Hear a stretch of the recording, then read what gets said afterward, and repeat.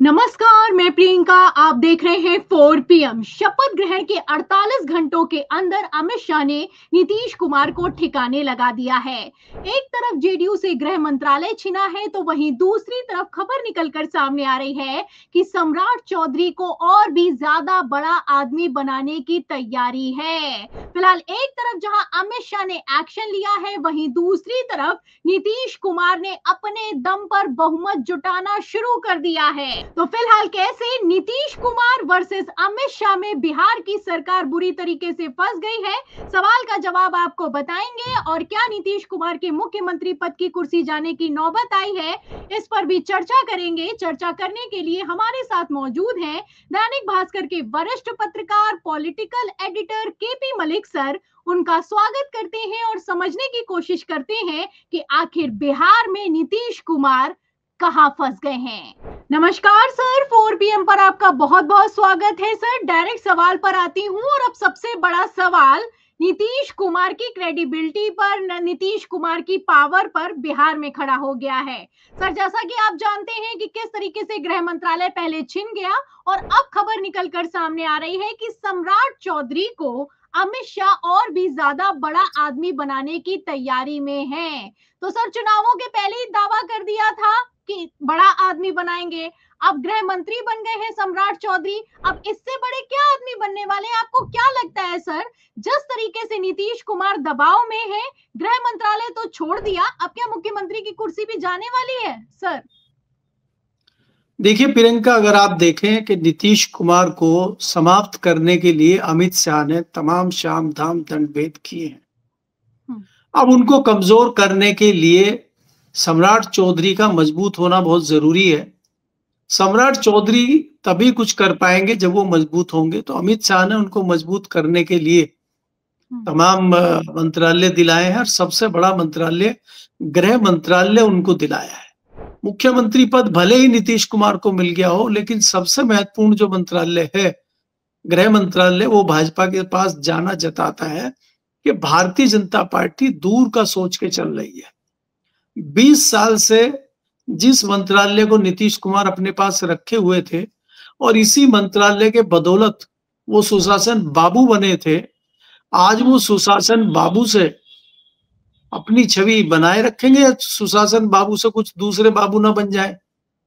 क्योंकि आप ये देखेंगे कि सम्राट चौधरी के पास अगर गृह मंत्रालय आ गया है, यानी पूरी कानून व्यवस्था उनके जिम्मे आ गई है और पुलिस का डीजीपी, पुलिस प्रशासन तमाम उनके अंडर में आ गया है, तो अब सम्राट चौधरी जी तो फेमस आदमी है, उनका अपना भी मामले हैं कई सारे, वो भी निपटेंगे।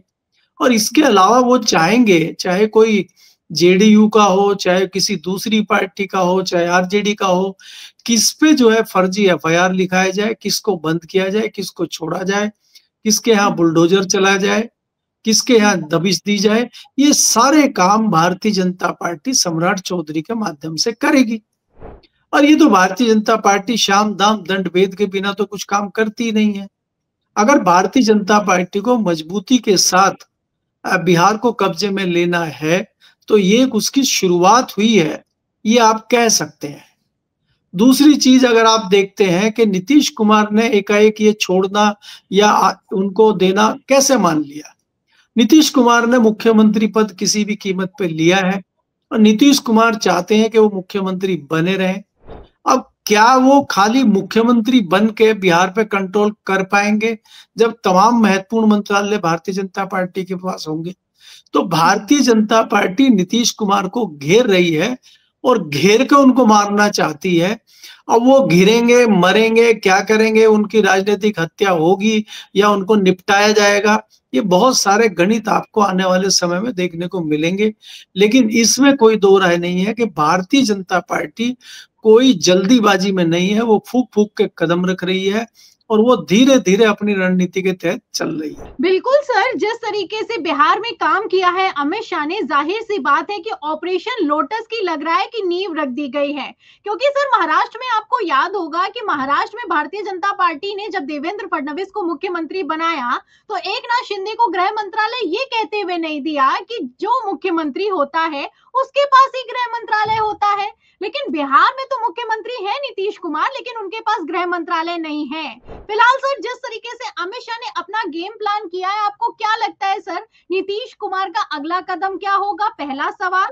और दूसरा सर, ओवैसी की तरफ से भी ऑफर निकलकर सामने आया है। ओवैसी ने भी कह दिया है कि हम नीतीश कुमार को समर्थन दे देंगे, बस उनको कुछ हमारी शर्तें माननी होंगी। तो सर, क्या इस ऑफर में भी कुछ दम है सर?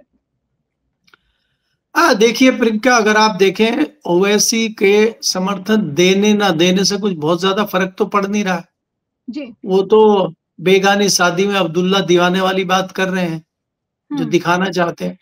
उनके विधायक कभी भी टूट सकते हैं, उनके विधायक कभी भी कहीं भी जा सकते हैं, और वो भारतीय जनता पार्टी के रहमो करम पे जीत के आने वाले विधायक हैं। इस बार कोई बहुत दमखम ओवैसी की पार्टी में वहां नहीं था कि उनके 5 एमएलए जीत जाए।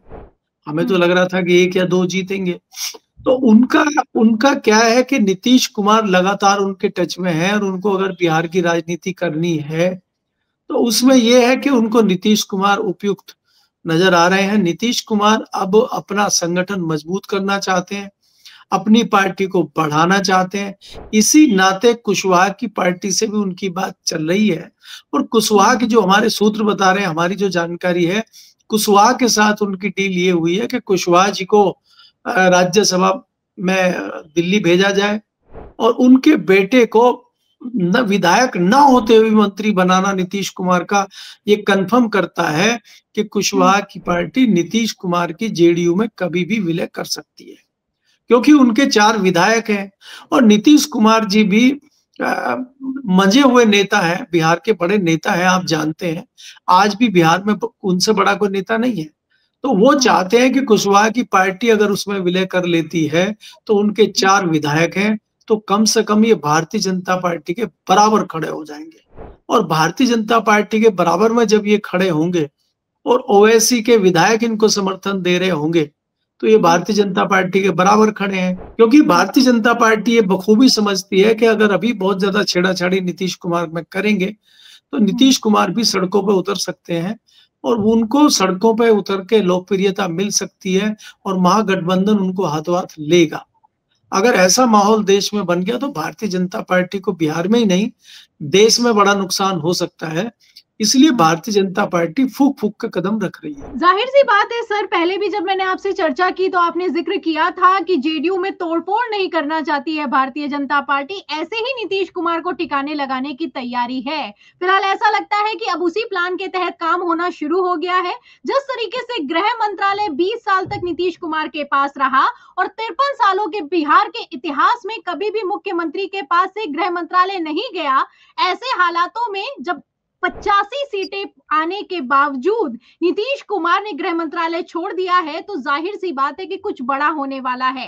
आखिरी सवाल लूंगी सर, आपको क्या लगता है, गृह मंत्रालय तो चला गया, अब बात आकर अटकी है स्पीकर के पद पर। स्पीकर को लेकर पहले भी खबर निकलकर सामने आई कि नीतीश कुमार ने कहा है कि शपथ ग्रहण तो तभी होगा जब स्पीकर का पद फाइनल हो जाएगा। अमित शाह पहुंचे बिहार में, उसके बाद कहा गया कि शपथ ग्रहण के बाद पता चलेगा कि स्पीकर कौन बनेगा। फिलहाल अभी तक स्थिति क्यों नहीं साफ हो पाई है? क्या लगता है सर, स्पीकर को लेकर भी खींचतान मची है? नहीं प्रियंका, जो हमारे सूत्र बता रहे हैं, हमारे पास खबरें हैं, ये है कि स्पीकर का पद भी भारतीय जनता पार्टी के पास जा रहा है, क्योंकि आपने मुख्यमंत्री पद ले लिया है तो इसलिए आपको कई सारे पद छोड़ने पड़ रहे हैं। और अभी फिलहाल भारतीय जनता पार्टी आमादा है स्पीकर का पद लेने के लिए। स्पीकर का पद महत्वपूर्ण इसलिए होता है कि कल को अगर कहीं तोड़फोड़ करनी है, कल को किसी विधायक को प्रभावित करना है, कल को किसी विधायक को हटाना है, बनाना है, कुछ करना है, तो उसमें स्पीकर की महत्वपूर्ण भूमिका होती है। तो ऐसे में अगर भारतीय जनता पार्टी का स्पीकर होगा तो भारतीय जनता पार्टी अपने तरीके से सारी चीजें कर सकती है। भारतीय जनता पार्टी ने होम मिनिस्ट्री इसलिए ली है कि किसी भी विधायक को तोड़फोड़ करने के लिए, उसको प्रभावित करने के लिए पुलिस का प्रयोग किया जाएगा, और स्पीकर के माध्यम से उसको भारतीय जनता पार्टी में लाने के लिए मजबूर किया जाएगा। ये रणनीति के तहत भारतीय जनता पार्टी किसी भी कीमत पर स्पीकर का पद चाहती है। अब नीतीश कुमार इसमें क्या कर सकते हैं, क्या कर पाते हैं, ये देखने वाली चीज है। लेकिन मैं निश्चित तौर पे कह सकता हूं कि मुझे नहीं लगता कि नीतीश कुमार जी स्पीकर का पद रोक पाएंगे। और नीतीश कुमार को भी ये चीज पता है, अगर नीतीश कुमार बहुत ज्यादा विरोध किसी चीज का करते हैं, नीतीश कुमार बहुत ज्यादा किसी चीज पे अड़ते हैं, तो पार्टी टूट सकती है।